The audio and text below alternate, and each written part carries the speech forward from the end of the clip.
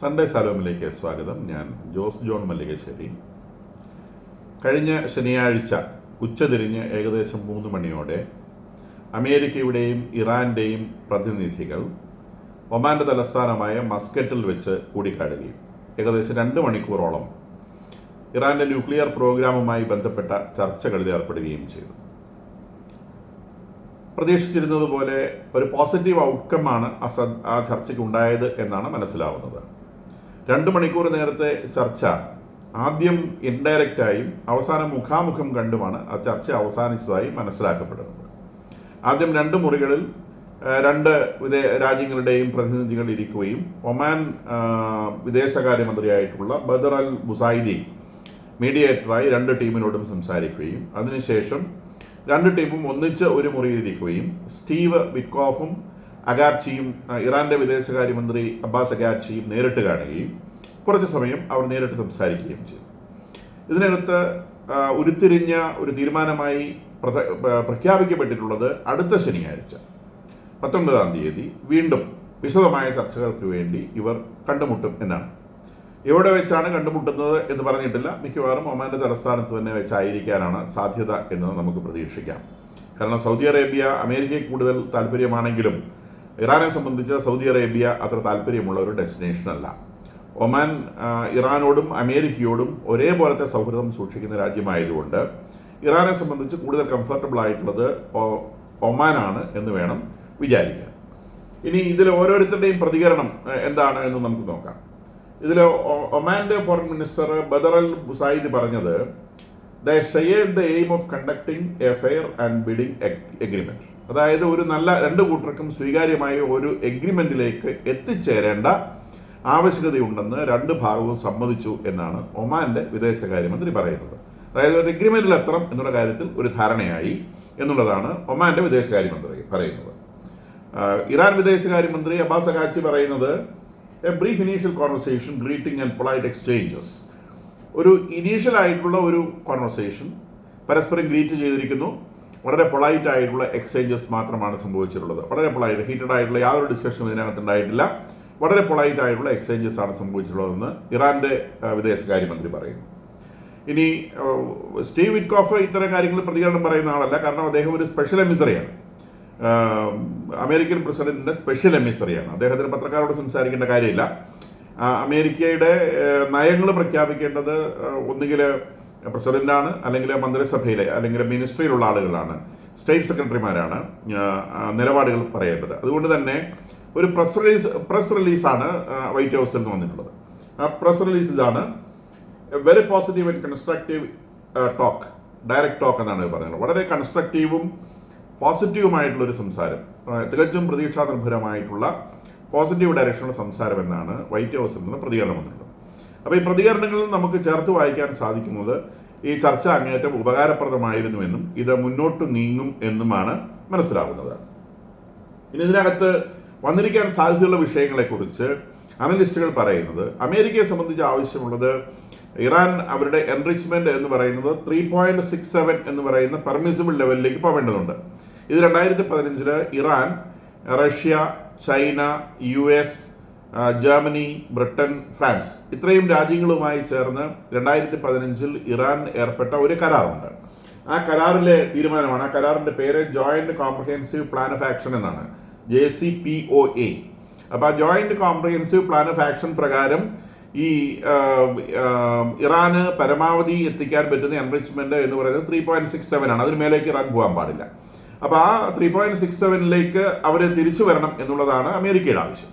നേരെ മറിച്ച് ഇറാനെ സംബന്ധിച്ച് അവരുടെ നിലപാട് ഇപ്പോഴവർ 60 എത്തിയിട്ടുണ്ടെന്നാണ് ഇൻ്റർനാഷണൽ ആറ്റോമിക് എനർജി ഏജൻസി പറയുന്നത്. ഇറാൻ്റെ ഔദ്യോഗികമായിട്ടുള്ള പ്രഖ്യാപനങ്ങളൊന്നും ഈ കാര്യത്തെ സംബന്ധിച്ച് വന്നിട്ടില്ല. അനൗദ്യോഗികമായ പ്രഖ്യാപനങ്ങളിൽ അവർ 90% വരെ എത്തിയതായിട്ടുള്ള പ്രഖ്യാപനങ്ങൾ പുറത്തു വന്നിട്ടുണ്ട്. അതൊക്കെ അനൗദ്യോഗികമാണ്, വീരവാദം അടിക്കുന്ന ആളുകളാണ്, ശരിയോ തെറ്റോ എന്നറിയത്തില്ല. അവരെ സംബന്ധിച്ച് അവരൊരു നെഗോസിയേഷൻ്റെ ഭാഗമായി ഇത് 20%ലേക്ക് താത്തി കൊണ്ടുവരാം എന്നാണ് അവരുടെ ഭാഗത്തു നിന്നുള്ള ആലോചന എന്നാണ് മാധ്യമങ്ങളുടെ ഡിസ്കഷനിൽ നിന്ന് നമുക്ക് മനസ്സിലാവുന്നത്. അതായത് 3.67ലേക്ക് എത്തണം എന്നുള്ളത് അമേരിക്കയുടെ ഡിമാൻഡ്, ഒരു 20% വരെ താത്തിക്കൊണ്ടുവരാം എന്നുള്ളത് ഇറാൻ്റെ ഭാഗത്തു നിന്നുള്ളത് എന്നാണ് മനസ്സിലാവുന്നത്. അപ്പോൾ ഇതിനെ സംബന്ധിച്ച് ഇതിൽ ഏറ്റവും പ്രധാനപ്പെട്ടത് അമേരിക്കയല്ല, ശരിക്കും ഇതിനകത്ത് സ്റ്റേക്ക് ഹോൾഡർ എന്ന് പറയുന്നത് ഇസ്രായേലാണ്. ഇസ്രായേൽ ചർച്ചയിലൊന്നുമില്ല. പക്ഷേ ഇസ്രായേൽ പ്രധാനമന്ത്രി ചർച്ചയ്ക്ക് മുൻപ് പറഞ്ഞ കാര്യമുണ്ട്. അദ്ദേഹം ചർച്ചയ്ക്ക് മുൻപ് പറഞ്ഞത് അമേരിക്കയോട് പറഞ്ഞതാണ്, you go in block the facilities under American supervision and American execution. അപ്പോൾ അമേരിക്കയോടുള്ള അദ്ദേഹത്തിൻ്റെ നിർദ്ദേശം, യു ഗോ ഇൻ, നിങ്ങൾ ചെന്നിട്ട് ബ്ലോക്ക് ദ ഫെസിലിറ്റീസ്, അവിടുത്തെ ഇവരുടെ ന്യൂക്ലിയർ ഫെസിലിറ്റീസ് മുഴുവൻ തല്ലിപ്പൊട്ടിച്ച് കളയുക. Under American supervision and American execution. America തന്നെ സൂപ്പർവൈസ് ചെയ്യാൻ വേണം. സൂപ്പർവൈസ് ചെയ്തപ്പോൾ അമേരിക്ക തന്നെ അത് തല്ലിപ്പൊട്ടിച്ച് കളയാൻ വേണം. അവരെ കൊണ്ടല്ല അത് തല്ലിപ്പൊട്ടിച്ച് കളയേണ്ടത് എന്നുള്ളതാണ് അദ്ദേഹം പറഞ്ഞത്. Go in block the facilities under American supervision and American execution എന്നുള്ളതാണ്. ഈ ചർച്ച നടക്കുന്ന സമയത്ത് നെതന്യാഹുവിൽ നിന്ന് വീണ്ടും ഒരു പ്രതികരണം വന്നിട്ടുണ്ട്. The deal with Iran is acceptable only if the nuclear sites are destroyed under US supervision. Otherwise, the military option is the only choice. അതായത് ഇറാനുമായിട്ടുള്ള ന്യൂക്ലിയർ ചർച്ച സ്വീകാര്യമാകുന്നത് only if the nuclear sites are destroyed under US supervision. US സൂപ്പർവിഷനിൽ അവരുടെ nuclear facilities നശിപ്പിച്ച് കളഞ്ഞാൽ മാത്രമാണ് ഈ ചർച്ച സ്വീകാര്യമാകുന്നത്. Otherwise the military option is the only choice. അല്ലെങ്കിൽ മിലിറ്ററി ഓപ്ഷൻ മാത്രമാണ് ചോയ്സ് ഉള്ളത് എന്നുള്ളതാണ് ഇസ്രായേലിൻ്റെ നിലപാടായി ഇസ്രായേൽ പ്രഖ്യാപിച്ചിട്ടുള്ളത്. അതുകൊണ്ടാണ് അമേരിക്ക പറയുന്നത് ഈ എഗ്രിമെൻറ്റിൽ എത്തുക എന്നുള്ളത് വളരെ ബുദ്ധിമുട്ട് പിടിച്ച ഒരു സംഗതിയാണ്. ഇറാനെ സംബന്ധിച്ച് അവരവരുടെ ന്യൂക്ലിയർ ഫെസിലിറ്റീസ് ബ്ലോ അപ്പ് ചെയ്യുകയില്ല എന്ന് മാത്രമല്ല, അവരെ 20% എൻറിച്ച്മെൻറ്റിൽ നിൽക്കണം. അതുകൂടാതെ അവരുടെ മേലെയുള്ള എല്ലാ സാങ്ഷൻസും നീക്കിക്കളയണം എന്നുള്ളതും കൂടിയാണ് അവരുടെ ഡിമാൻഡ്. കൂടാതെ അവർ ഓരോ പത്രപ്രസ്താവനയിലും എടുത്തു പറയുന്നൊരു കാര്യമുണ്ട്, അവരുടെ മിസൈൽ ആൻഡ് ഡ്രോൺ ഫെസിലിറ്റീസ് ഒരു കാരണവശാലും ചർച്ചയ്ക്ക് അവർ വിധേയമാക്കുകയില്ല എന്നുള്ളത്. ഇതും ഇസ്രായേലിനെ സംബന്ധിച്ച് ഒട്ടും ആക്സെപ്റ്റബിൾ ആയിട്ടുള്ള കാര്യമല്ല. അപ്പോൾ അവരെ സംബന്ധിച്ച് ഇസ്രായേലിൻ്റെ ഒരു നിലപാട് എന്ന് പറയുന്നത് അവരുടെ നേരെ വളർന്നു വരാൻ സാധ്യതയുള്ള ഏത് വടവൃക്ഷത്തെയും അതിനെ വേരോടെ വെട്ടിക്കളയുക എന്നുള്ളതാണ് അവരുടെ രീതി. അപ്പോൾ ആ ഒരു രീതി അനുസരിച്ചുള്ള ഒരു കാര്യം മാത്രമാണ് തങ്ങൾക്ക് സ്വീകാര്യമെന്ന് നെതന്യാഹു പ്രഖ്യാപിച്ചത്. അമേരിക്കയെ സംബന്ധിച്ച് താല്പര്യം നമുക്കറിയാം. ട്രംപ് എത്രയൊക്കെ വർത്താനം പറഞ്ഞാലും അദ്ദേഹം രക്തച്ചൊരിച്ചിൽ ഒഴിവാക്കണമെന്നുള്ള വലിയ അഭിപ്രായക്കാരനാണ്. അപ്പം അത് ഗാസയിൽ ഹമാസ് ഭീകരർ ഇസ്രായേലിൽ കാണിച്ച ആ ഒരു അക്രമത്തിന് തിരിച്ചടിയായി ഇസ്രായേൽ ചെയ്യുന്നതിന് ആർക്കും ഒരു പരിധി നിശ്ചയിക്കാനാവില്ല. കാരണം ഹമാസ് ചെയ്ത് അത്തരത്തിൽപ്പെട്ട ഒരു ക്രൂരതയാണ്. അതിന് പ്രതികാരം ചെയ്യുക എന്നുള്ളത് ഇസ്രായേലിൻ്റെ റൈറ്റാണ്.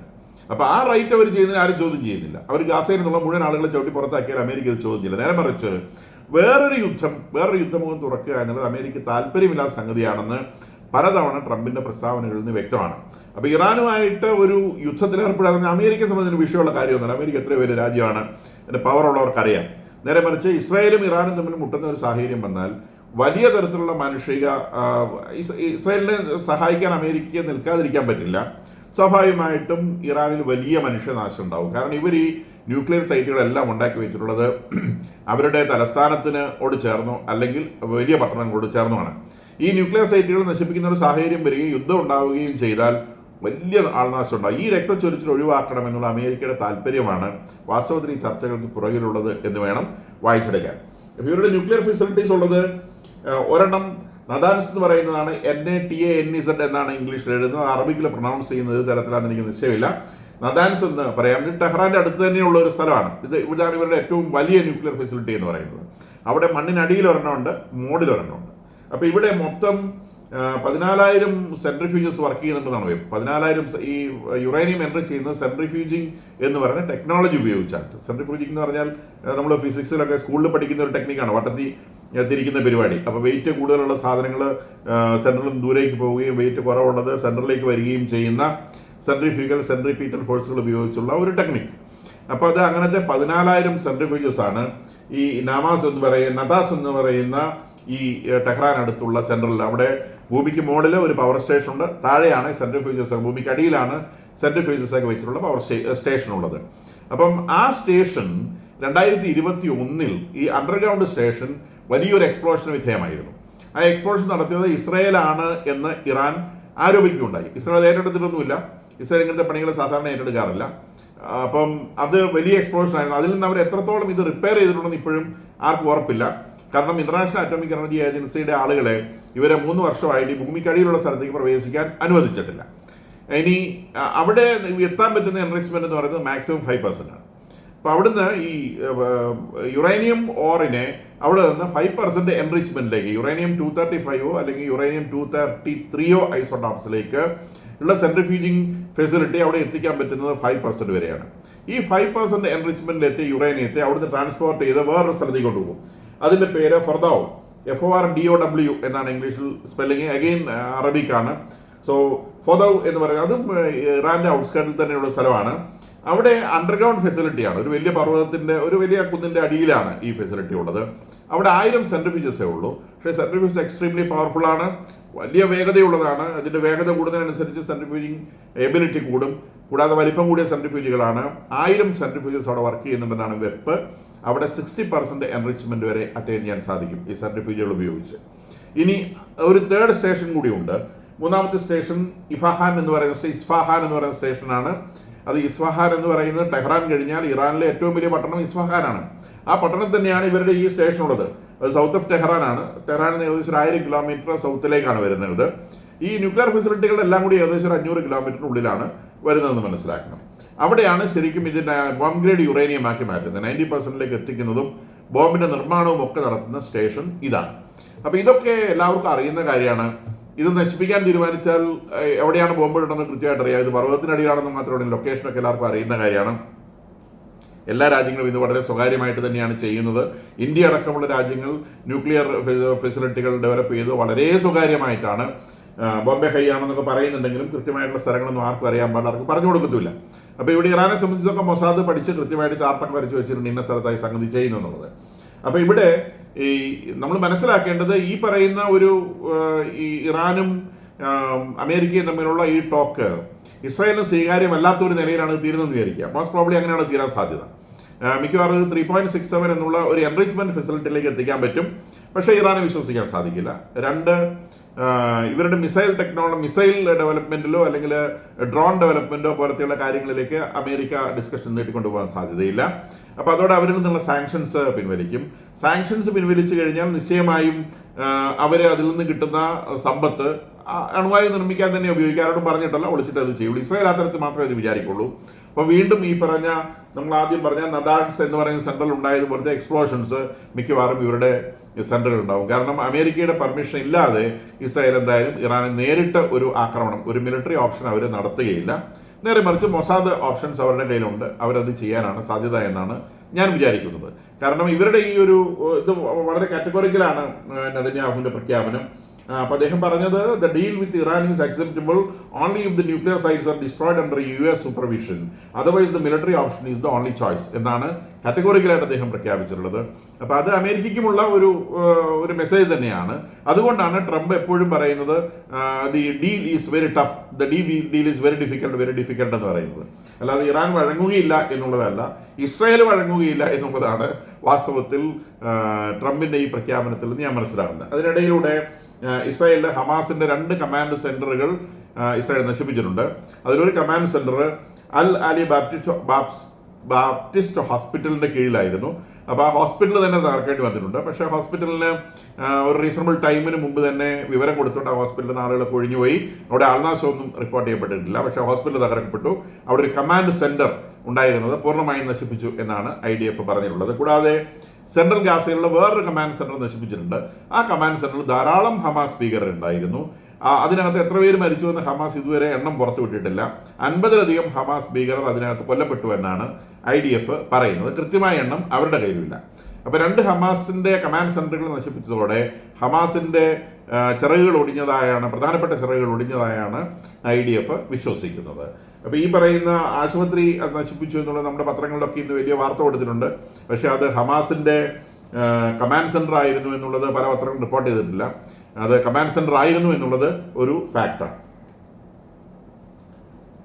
അതിനിടയിലൂടെ ഈ ഇസ്രായേലിന്റെ പെസഹ കഴിഞ്ഞു. പെസഹായുമായി ബന്ധപ്പെട്ട് ട്രംപ് ഒരു മെസ്സേജ് അവർ കൊടുത്തിരുന്നു. ആ മെസ്സേജിൽ അദ്ദേഹം സൂചിപ്പിച്ചത് ഇത് 2ാമത്തെ എക്സോഡസ് ആണ്. എക്സോഡസ് എന്ന് പറഞ്ഞാൽ പുറപ്പാട്, 2ാമത്തെ പുറപ്പാടാണ് ഇത് എന്ന മട്ടിലാണ് അദ്ദേഹം മെസ്സേജ് കൊടുത്തത്. പുറപ്പാട് നമുക്കറിയാം, 40 വർഷം കൊണ്ട് ഈജിപ്തിൽ നിന്ന് ഇസ്രായേൽക്കാർ കനാൻ ദേശത്ത് തിരിച്ചെത്തിയ, കനാൻ ദേശം അവരുടേതായിരുന്നു, അവർ കനാൻ ദേശത്ത് തിരിച്ചെത്തുകയും അവിടെയുള്ള മുഴുവൻ ആളുകളെയും അവർ പുറത്താക്കി അവരുടെ ഇസ്രായേൽ രാജ്യം ദാവീദ് അവിടെ സ്ഥാപിക്കുകയും ചെയ്യുന്നതിലേക്ക് നയിച്ച ആ ഒരു യാത്രയാണ് 1ാമത്തെ എക്സോഡസ്. ആ പുറപ്പാടിൻ്റെ രണ്ടാമത്തെ എക്സോഡസ് ആണ് ഇപ്പോൾ നടക്കുന്നത് എന്നാണ് ട്രംപ് പറയുന്നത്. 1948 അവരുടെ ദേശം കയ്യിലെത്തിക്കുകയും ഇനി ഓരോരുത്തരായി കീഴ്പ്പെടുത്തി അവരുടെ മുഴുവൻ ഇസ്രായേലും അവരുടെ കയ്യിലാക്കുകയും ചെയ്യുന്ന പ്രോസസ്സാണ് നടന്നുകൊണ്ടിരിക്കുന്നത് അദ്ദേഹം സൂചിപ്പിക്കുകയുണ്ടായി. അപ്പോൾ ഇറാനുമായിട്ട് ഈ ചർച്ച നടക്കുന്ന സമയത്ത് തന്നെയാണ് ട്രംപിൻ്റെ ഈ മെസ്സേജ് പുറത്തു പോയിട്ടുള്ളത്. അപ്പോൾ ആ മെസ്സേജ് കൊണ്ട് അദ്ദേഹം എന്താണ് ഉദ്ദേശിക്കുന്നത് എന്നുള്ളത് വലിയ ചർച്ചയായി തീർന്നിരിക്കുകയാണ്. ഇത് ഇറാന് കൊടുത്തിട്ടുള്ളൊരു വാണിംഗ് ആണോ, അതോ ഇസ്രായേലിന് കൊടുത്തിട്ടുള്ളൊരു പ്രോമിസ് ആണോ എന്നുള്ളതിനെ സംബന്ധിച്ചൊക്കെയുള്ള വലിയ ഡിസ്കഷൻസ് ഇന്ന് ഇൻ്റർനാഷണൽ മീഡിയയിൽ നടന്നുകൊണ്ടിരിക്കുകയാണ്.